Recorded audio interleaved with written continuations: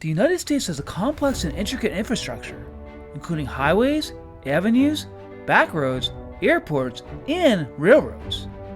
While the nation does have a vast rail network, it lags behind other industrialized nations. Why is America's railway system dysfunctional? Let's find out.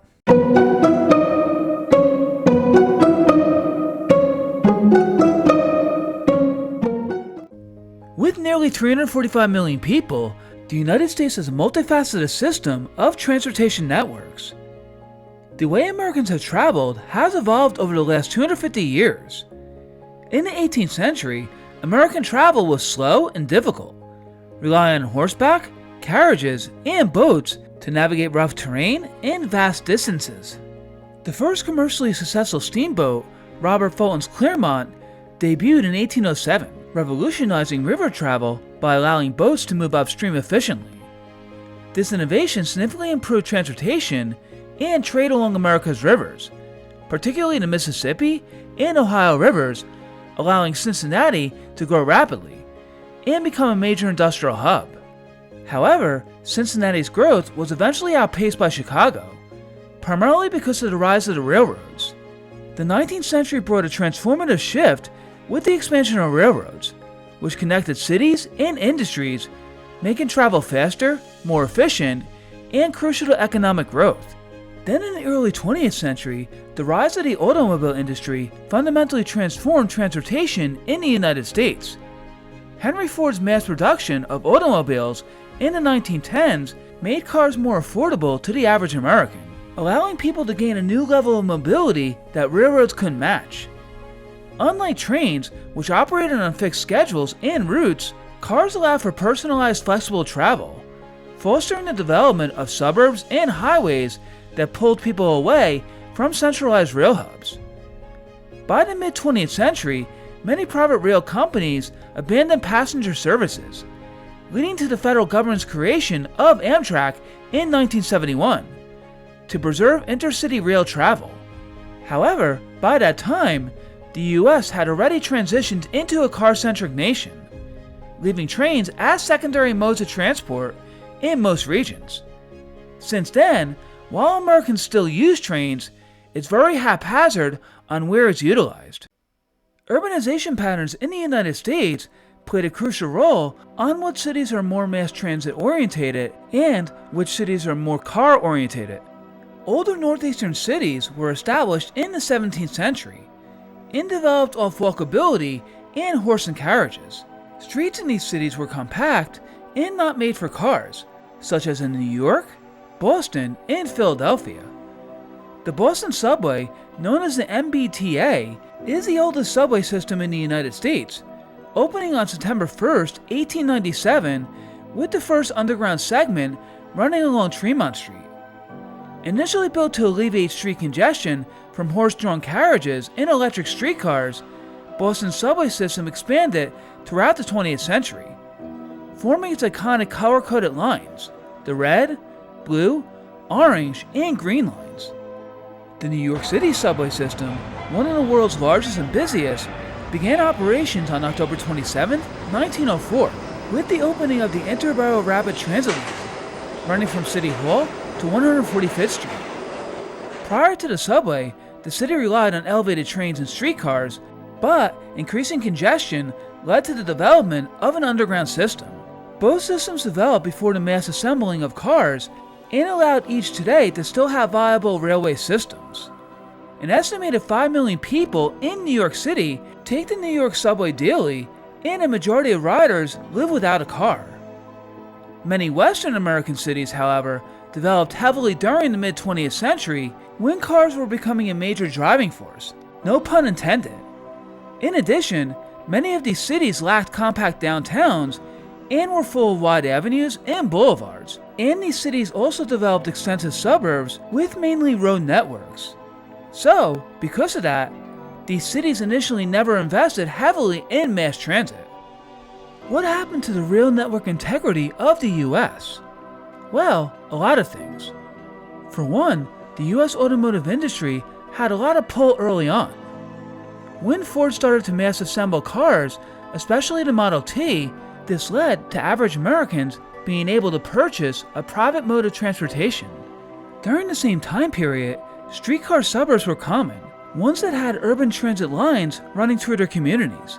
These lines were usually located on a major thoroughfare in a community and would transport people from the suburb to its major city. For example, a streetcar line ran down Bloomfield Avenue in New Jersey, connecting suburbs such as Bloomfield, Glen Ridge, Montclair, Verona, and Caldwell to Newark. But in 1936, the National City Lines, a public transportation company, was created and grew out of the previous Fitzgerald Brother bus operations, which was founded in 1920. Backed by General Motors and other companies like Firestone Tire and Standard Oil, National City Lines replaced electric streetcars with buses. This move, often referred to as part of the Great American Streetcar Scandal, helped shift cities away from rail-based public transit and toward car-centric infrastructure, aligning perfectly with GM's business interest in promoting automobiles and buses. In 1956, General Motors, Ford, and Chrysler, known as the Big Three, lobbied heavily in favor of the Federal Aid Highway Act of 1956, which ultimately led to the creation of the interstate highway system, which led to the creation of nearly 40,000 miles of highway across the US, thus creating a perfect recipe for car dependence. The system also promoted the development of suburbs, linking them to cities. But instead of allowing the cities to grow, this led to people living in the cities moving to suburbs, and it coincided with deindustrialization in the 1960s. Interstates plus deindustrialization created depopulation in Rust Belt cities such as Pittsburgh, Cleveland, and Detroit. Because of their population loss, many of these Rust Belt cities had severely weakened their tax bases, leaving local governments with limited funds for public services, including rail transit. As ridership fell and revenues dropped, many cities struggled just to maintain existing systems, let alone invest in expansion. The rise of suburban sprawl and inconsistent federal support made things worse, leading to a long-term decline in public transit infrastructure across the nation. During the middle part of the 20th century, private railroad companies such as Union Pacific, Santa Fe, Pennsylvania Railroad, and Southern Pacific supplied rail travel across the nation, connecting major cities. In 1944, towards the end of World War II, rail ridership in the United States was at 4.6 billion passenger trips due to many veterans traveling. But by 1950, that figure shrank to 1.2 billion trips, and by 1960 to 500 million trips, and by 1970, only 150 million trips. With the rise of cars, highways, and air travel in the mid-20th century, ridership declined sharply, making passenger service unprofitable. Railroad companies such as Union Pacific and the defunct Pennsylvania Railroad started to focus more on freight and began cutting passenger routes. To preserve civilian rail travel, Amtrak, officially known as the National Railroad Passenger Corporation, was created in 1971 by the US government to preserve intercity passenger rail service, as private railroads increasingly abandoned it due to not making money. Operating on a patchwork of mostly freight-owned tracks, Amtrak took many long-distance and regional routes across the country. While it has faced funding challenges and limited expansion, it remains the primary provider of intercity passenger rail in the US, with its busiest and most successful corridor being the Northeast Corridor between Boston, New York, and Washington, D.C. The Acela is Amtrak's flagship high-speed train operating along the Northeast Corridor between those cities. Introduced in 2000, it reaches speeds of up to 150 miles an hour, but averages lower due to track limitations and shared rail use. While it's the fastest train in the US, it doesn't match the consistent high-speed trains of countries like France or Japan, largely due to aging infrastructure. Amtrak is set to release a new generation of Acela trains in 2025, known as Acela 2, designed to enhance speed, comfort, and efficiency along the Northeast Corridor. Built by Alstom, these trains will feature modern amenities, increased seating capacity, improved energy efficiency, and a smoother, more comfortable ride. Despite these advancements, track infrastructure will have to be updated, and this is contingent on funding, which is usually irregular.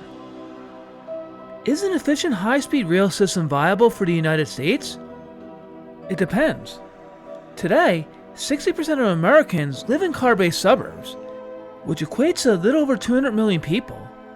Lots of households have 2 or more personal vehicles, and many individuals use these vehicles to go to work, school, or to other places. Physically, the US is a vast country, and that creates both incredible opportunities and major challenges. High-speed rail works best in densely populated corridors. Think the Northeast Corridor, parts of California, maybe even Texas, or the Midwest. And yet, even in those areas, we struggle to implement it. There are entrenched interests in air travel, car culture, and fossil fuels, plus decades of underinvestment in public transit. But that doesn't mean it's not viable. It just means we need to shift how we think. Other countries have proven that high-speed rail can be fast, efficient, and transformative. Could it work here? Geographically, yes. There are corridors where the population density, commuting patterns, and distances are just right. But viability also comes down to cost, coordination between states, and long-term vision. For example, car-oriented California's high-speed rail project is the most ambitious attempt in the US to bring true high-speed train service to life. The original vision was to connect San Francisco and Los Angeles with trains traveling over 200 miles an hour, cutting travel time to under 3 hours and offering a cleaner, faster alternative to driving or flying. This system would eventually extend to Sacramento and San Diego, creating a statewide network. Construction officially began in the Central Valley with the idea that this flat, wide-open region would be the easiest and cheapest part to start. But the project has faced years of delays, cost overruns, political pushback, and legal hurdles, leading many to doubt whether the full system will ever be completed. As of now, California is focusing on finishing the Central Valley segment between Marquette and Bakersfield as sort of a starter line, while hoping future funding and political momentum can carry the rest forward. Overall, if the US wants to build a high-speed rail network, it has to be more than just a shiny train. It has to be a rethinking of how we move people, how we connect cities, and how we plan for the future. The transition to a possibly more rail-oriented society may not just be infrastructural, it may also be generational.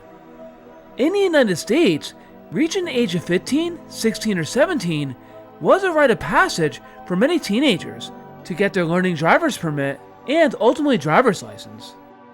Unlike previous generations, many members of Gen Z and even the emerging Gen Alpha are showing a noticeable shift in how they get around. They're driving less, getting their licenses later, and increasingly relying on public transportation where it's available. Rising car costs, growing environmental awareness, and the convenience of urban living have all played a role in this trend. In cities with decent transit systems, younger people are more likely to hop on a train, bus, or even a shared scooter instead of getting behind the wheel. While the US is still heavily car dependent, this generational shift hints at a future where sustainable and shared transportation could play a bigger role, especially if infrastructure improves. Over the first 25 years of the 21st century, there has also been a shift in urban planning patterns. Even in some of the most car-oriented cities in the United States, there's a growing effort to revitalize and expand train and public transit systems. Cities like Los Angeles, Houston, Phoenix, and Atlanta, long known for their sprawling suburbs and traffic-heavy highways, are investing billions into rail infrastructure. Los Angeles has been rapidly expanding its metro rail network, with several new lines underway ahead of the 2028 Olympics. Houston, traditionally one of the most car-dependent cities in the country, has been steadily expanding its Metro Rail light rail system, with plans for new lines and upgrades under the Metro Next Moving Forward plan. Phoenix's Valley Metro Light Rail continues to grow, connecting more neighborhoods to downtown, while Atlanta is working to extend and modernize its MARTA system. While these cities still face major infrastructural challenges, the momentum towards better rail systems marks a significant cultural shift. Not all of the United States' rail infrastructure is subpar. The United States has the most extensive and efficient freight rail system in the world, serving as a backbone of the nation's supply chain. Spanning over 140,000 miles, the U.S. rail network moves approximately 40% of all freight by ton miles, more than any other mode of transportation. Unlike many countries where passenger rail dominates, U.S. railroads are primarily built for freight, allowing them to operate longer, heavier trains with fewer delays. Privately owned and operated, American freight railroads invest billions annually into infrastructure, technology, and maintenance, ensuring high efficiency and safety. This system enables the cost-effective movement of goods across vast distances, from agricultural products and coal to automobiles and intermodal containers, making it a critical driver of the U.S. economy and a model for rail freight efficiency worldwide. The United States is physically geographically different than the more compact nations of Europe, as well as the East Asian island nation of Japan. Population densities in parts of the US, particularly in the very sparsely populated western mountain states like Wyoming, are low. With low populations in those areas, demand for rail service is also low, so it really won't be feasible to improve the rail infrastructure there, considering that most individuals drive. But in the more densely populated areas, such as the Northeast, Mid-Atlantic, and parts of the Midwest, growing Florida, and in California, a more efficient rail system may work. The Acela train can reach speeds of 150 miles an hour, but it is limited to track restrictions and shared rail use. But even at that high speed, it lags behind other nations' fastest trains. Recently, China has been investing heavily in high-speed rail, and has a train known as the Fuxing, which averages speeds of over 200 miles an hour. Japan, South Korea, and many Western and Central European nations also have trains that average close to 200 miles an hour. So while the Acela train is commendable, it still has a lot of catching up to do to be competitive. Do you think that the United States should create a better civilian rail system? I'd love to hear your feedback, so please leave your comments in the comment section below. That concludes this week's episode. Thank you so much for watching. I hope you enjoyed it, and if you're a fan of learning about the Earth, this is a channel to watch. So be sure to subscribe to my channel, Our World, Our Planet, Our Home, to view more videos. Until next time!